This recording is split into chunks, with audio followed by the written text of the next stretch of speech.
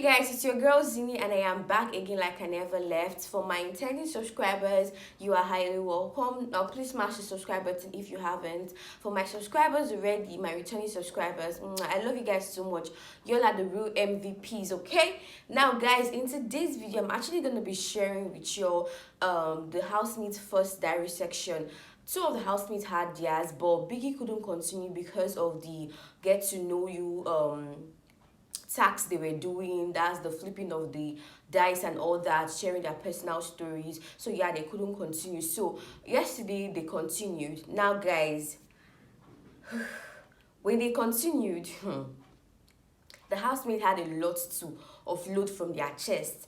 And I was wondering why. Maybe because they felt, oh, it's too soon for them to start talking and all of that. Anyways, Big Brother first started with asking them how they felt about the fact that they're in the house, and they were like, oh, they are so happy, they are so excited. And some of them were like, oh, they can't believe their dream has finally come true. So Biggie was kind of encouraging them, like, oh, it has actually come true. This is now your reality, it's no longer your dream. And so you have to live up to it and you have to live in it because this is your reality now. You are legit in the house. They were like, yeah, they're very happy, they're very excited. Then he now switched over to asking them, okay, what do you feel about some of the housemates, or what do you feel about the housemates? Some people were like, oh, the housemates are cool, that he feels, oh, some people are still in their shell, they've not come out yet from their shell. Some people are just acting cool, calm and collected, that, oh, he just, he likes people. They were just talking now that, oh, everything is fine, that the housemates are okay. Guys, some of the housemates had a lot to say about other housemates, and I was wondering how come there has never been a confrontation about this, if you all have been feeling this way. Anyways, Nana had something to say. Ipeleng has something to say about Yaya, and Jenny O has something to say in general. And I was like, Jenny O is talking. Okay, so Nana had something to say and she was complaining about JP. I've already talked about the fact that Nana complained about JP to Kosi in my previous video. So Nana was like, oh, that JP loves to shut people up when they're having conversations, and when they gather, they want to have a meeting and someone is trying to talk, JP will just shut the person up, and she'll be wondering like, why will you just shut? That's not the way you talk to an adult. You don't do that. And I was wondering why she has never called her. It doesn't even have to be like a loud confrontation. You can just call her to the side and tell her, babes, don't do that. Anyways, I can never forget the fact that during the first get to know me better introduction, that's during the first day, Nana talked about how she would step on people's toes. She talked about how she would, she would go out of her way to be in other people's business, and somebody is shutting you up and you're in Big Lawyer's diary room crying. J.O. stepper, they ain't got nothing on you. Step on their neck, match them. Like, that's the problem. If you promise too much how you will show pepper, you will bring life, the spice, whatever, and you don't live up to it, we are going to drag you. Like, that's why Nigerians were here. That's why Twitter is made. We are going to drag you. So that's why it's not good to promise too much, because you need to see the way. Even the housemates, they were all exclaiming that, really. She was like, yes, so she's going to step on people's toes if you try her. Even if without even trying her, she will do and undo.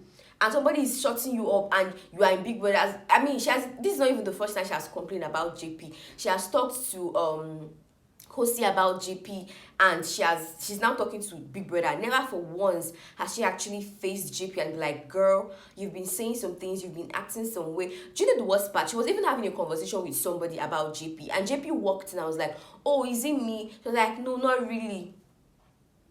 Hello. Hey, please, this is not what we signed up for. Bring out that I will step on your toe attitude. You have to start living up to it. Please, you already said it, you've said it, you can't take it back. Now guys, Ipeleng had something to say about Yaya, and she Yaya like loves calling people a child. Like, she just loves saying it. Oh child, don't do that. Oh child this, oh child that. I feel she doesn't like it. Is not from a malicious place of place in her heart, or she's not doing it intentionally to hurt people, but she just likes saying child. So yeah, Ipeleng was trying to do something in the kitchen, and Yaya was like, oh child, don't worry, I'll do it. And Ipeleng wasn't happy with that word. Like, I'm not a child, so why are you calling me a child?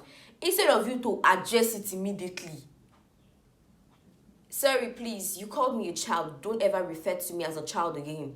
You're in Big Brother's house, Big Brother's diary room, and you're complaining. Oh, yeah, called me a child. I found it offensive. And trust Big Brother, and I have to tell her, you're in this household. This is your reality. You're no longer dreaming. So when someone says something to you that you find offensive, address it immediately. I mean, you are an adult, for crying out loud. I mean, I was so irritated when watching that diary section. So you feel this way about somebody and you are keeping quiet. Are you serious?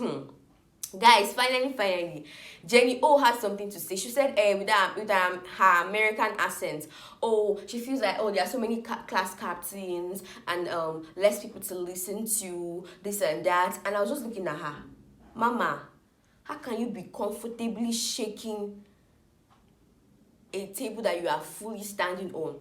You are comfortably shaking a table that you yourself, you are standing on.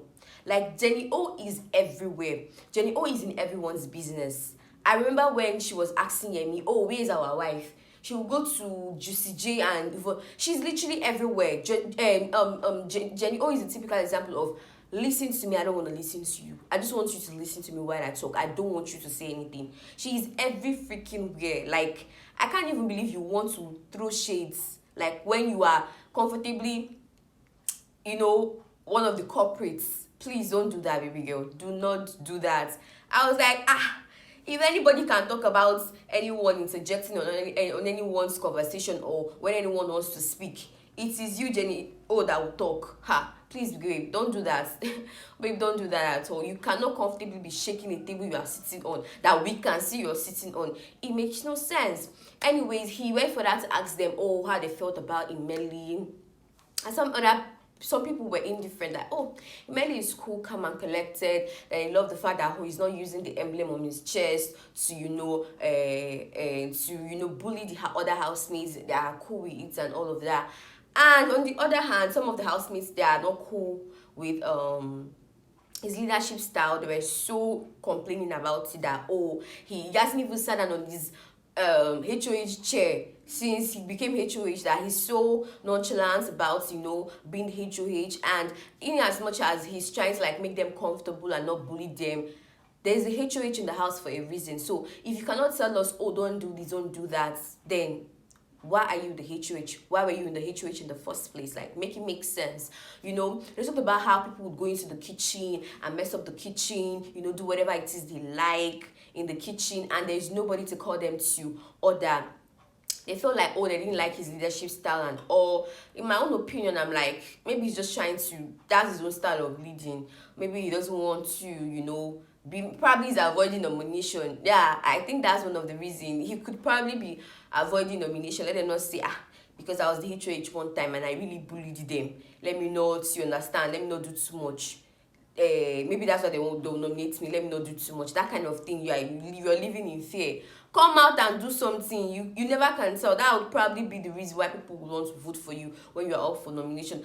I feel like this is the first week, so let me just be watching them, how they are all, hiding in their shell. Probably first, second week, when people have stepped on their toes very well, they'll have no other choice than to speak up for themselves.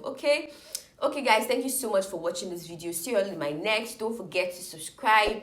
Don't forget to give this video a thumbs up. And please, do not forget to comment. You can also share to your friends, okay? And do not forget to keep up with this channel because this is where you're going to get the undiluted gist on BBTitans, okay? See you all in my next video. Bye.